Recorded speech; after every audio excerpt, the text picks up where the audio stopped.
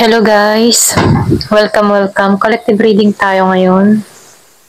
So tingnan natin kung kanino yung energy na mapipick up natin. Be open-minded po, hindi po halos lahat makaresonate. Thank you nga po pala sa mga nagsusubscribe, sa mga bumabalik. Maraming pong salamat. Give it a message. Kanino tong energy na mapipick up natin? Give it a message. Kanino tong energy na mapipick up natin?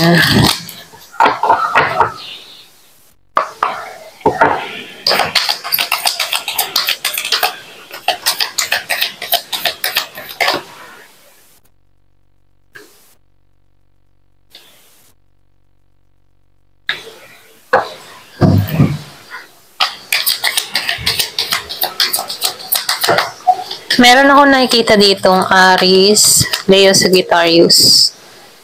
Meron ditong takot sa pagbabago. Pero ganun pa man, yung tipong takot siya sa pagbabago dahil wala siyang inspirasyon, walang bumubuhay sa kanyang interes. Pero itong tao na to, pinagtutulakan ito, okay, na kumilos, gumawa ng hakbang, mangarap muli. Yung iba, meron ditong tao na nawawala ng gana, wala siyang motivation. Pwedeng dahil may mga pinagdaanan to kung bakit nawawalan siya ng gana dito. So, sinasabihan ito, okay? Sinasabihan yan dito, okay? O ikaw man to, sinasabihan ka dito, ito na yung time para i-let go yung nakaraan. At magpatuloy kang muli sa paglago mo. Meron ako nakikita ditong selebrasyon, merong kasiyahan, kagalakan, may pagsasama-sama. Dun sa iba, may pagkikitang muli. Meron ako nakikitang malapit sa buhay mo na parating, na magbibigay sa'yo ng kasiyahan, kagalakan sa sitwasyon mo.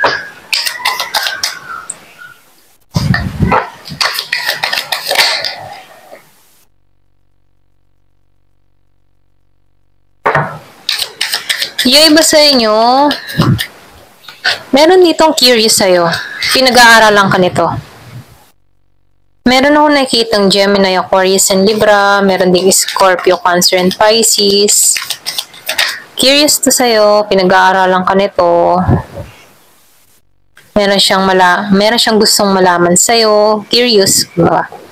Inalam nito kung anong kaganapan na nangyayari sa'yo. Yung iba sa inyo, dinadaan ka nito sa chika-chika. Kinukuha yung loob mo. Matalino to. Pero ganun pa man, ingat ka dito, ano. Kasi nakikitaan ko dito na meron tong gagawin. Nakikitaan ko rin dito, yung iba sa inyo, medyo tinatamad ka. Meron kang kinatatamaran dito. Ito lang nakikita ko. Yung iba, hindi halos lahat. Nakikitaan ko dito na yung iba sa inyo wala kang interest sa ginagawa mo, sa tinatrabaho mo. Meron kang trabaho dito na tinatamad ka or nawawalan ka ng gana. Okay? Yung iba, hindi halos lahat. Meron ako nakikitang Virgo. Meron ding Taurus and Capricorn. Yung iba naman sa inyo, nakikitaan ko dito, meron ditong pabigla-bigla ng desisyon. So, sinasabihan ka dito, huwag ka basta-basta maging pabigla-bigla sa desisyon. Pag-isipan mo muna yung mga gagawin mong hakbang. Kasi nakikitaan ko dito na meron kang kakayahan na magtagumpay. So, sinasabihan ka rin dito, once na meron kang mga vision, sundin mo to. Okay? Kung ano mo yung hinihiling mo, kung ano mo yung pinapangarap mo, sundin mo to. Kasi nakikitaan ko dito, meron kang makakamit, meron kang mararating dito. Okay?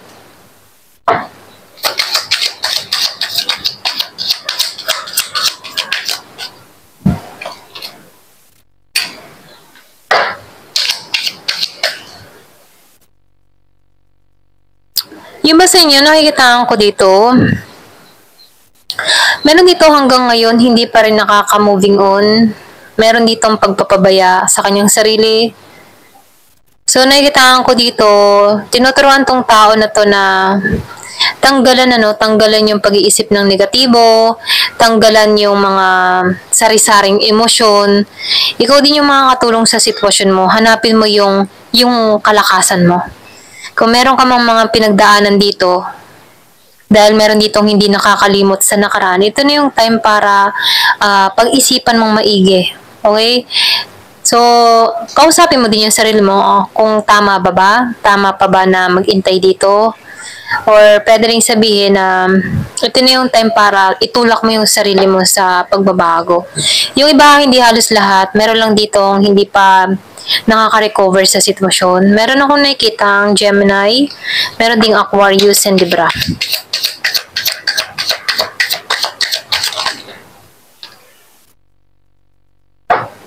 So, sinasabihan ka dito, no, gamitin mo yung isipan mo, yung talino mo.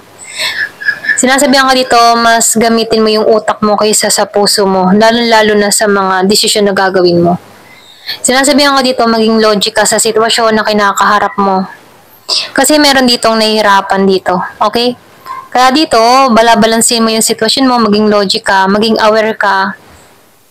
Kasi meron ditong yung bang hindi pa makarecover sa nakaraan. So, yung nga sinabi ko kanina, gamitin yung utak. Ayan. Sa pagdidesisyon mo. Huwag mo munang pairalin yung puso mo. Kasi once na yung emotion mo, magulo yung isipan mo, makakapag-desisyon ka dito ng hindi tama. Kaya dapat balanse. Hanapin mo yung balanse mo, okay ka, maayos ka, klaro yung kaisipan mo, bago ka magdesisyon sa susunod mong hakbang. Kung meron kang mga pinagdidesisyonan, ito na yung time para i-balance mo yung sarili mo. So, meron ako nakikita dito na meron parating dun sa iba. Matured na tao. Kasi meron kang ma-encounter dito na matured na tao. Kaya lang, kailangan mo dito maging mabusisi din, lalo-lalo sa mga nakakausap mo. Kasi yung iba sa inyo, madali ka ding mamanipulate ng ibang tao. Madali kang mapasakay. Yung iba, lalo-lalo na kapag napalapat yung loob mo sa tao. Madali kang makuha dito. So, sinasabihan ka dito na kailangan maging kang matalino. Gamitin mo yung talino mo dito. Kasi nakikita ko dito matalino kayo. Kaya lang, kapag nangibabaw sa yung puso mo, nawawala, na out of balance ka dito. So, ito yung time para yung isipan mo muna yung pagganahin dito. Okay? So, nakikita ko dito, meron dito kang kadiling na masyadong mapanakit. Yung iba sa inyo, mapanakit. Siya yung tipo ng tao na hindi niya ikinoconsider yung damdamin ng taong masasaktan niya. Selfish to, sarili niya lang yung kanyang inuuna. Mahilig tong magbigay ng mga chismis na negatibo. Yung iba sa inyo, kung meron ka na-encounter na gantong tao, lalapit lang siya sa'yo para masira yung mood mo, ganun.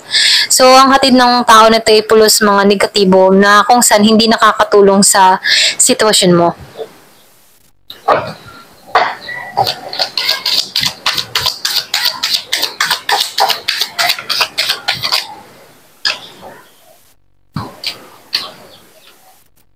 So, meron ako nakikita dito, merong bagong ideas na papasok sa kaisipan mo.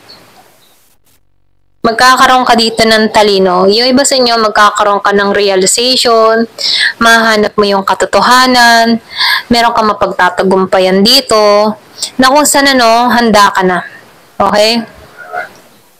Nakikita ko rin dito, yung iba lalo na kay Gemini, Aquarius, and Libra, meron din ako nakikita ditong Aries, Leo, Sagittarius.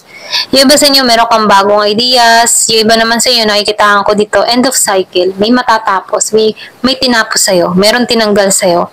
Na kung sana nakakumpleto mo na yung cycle na napaglalabanan mo lahat-lahat ng mga nangyari sa buhay mo. So, nakikitaan ko din dito, yung iba sa inyo, hahantong ka din sa madidepensahan mo na yung sarili mo. Na kung saan before, hindi eh. Kumbaga, nakikitaan ko dito na madali kang mapao, madali kang matangay, kasi dahil sa kabaitan mo. Okay? Pero dito, nakikitaan ko dito na magkakaroon ka ng pagbabago sa sarili mo. Nakikitaan ko dito yung pagiging mong grounded. Okay? Masyado kang grounded. So, sinasabihan ka din dito, maging kang focus. Lagi kang focus, okay?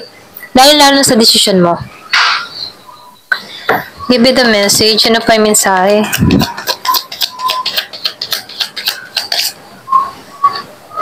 So, nakikitaan ko dito, meron kang achievement na mangyayari. Yung iba sa inyo, nakikitaan ko dito yung paglago. Meron kang magagampanan dito. Meron ditong tagumpay na naghihintay sa iba. Meron ditong Aries, Leo, Sagittarius. So, nakikitaan ko dito, merong recognition na mangyayari sa'yo, makikilala ka ng tao. So, meron kang achievement na makakamit. Nakikitaan ko dito, meron kang napagtagumpayan. Tulad dito, no, nakagraduate, okay? So, nakikitaan ko dito, meron kang na-achieve, meron kang nakuha, meron kang nakamit. Yung hililing mo na nasasakatuparan mo na, okay? Ito lang yung nakikita ko sa'yo. So, nakikitaan ko dito, nasa iyo yung spotlight. Kung dito, sa nakaraan, parang nahihirapan ka. Yung iba, no, walang motivation. So, tinuturuan ka dito na hikayatin mo yung sarili mo sa pagbabago. Kasi, meron kang makakamit dito. Meron kang mararating dito. Meron kang makakamit na tagumpay, achievement, na kung saan magbibigay sa'yo ng kagalakang kasiyahan. Kahit may naranasan ka nitong kabiguan sa nakaraan, tagumpay yung naghihintay sa'yo. Ayan. Thank you for watching. Love and peace.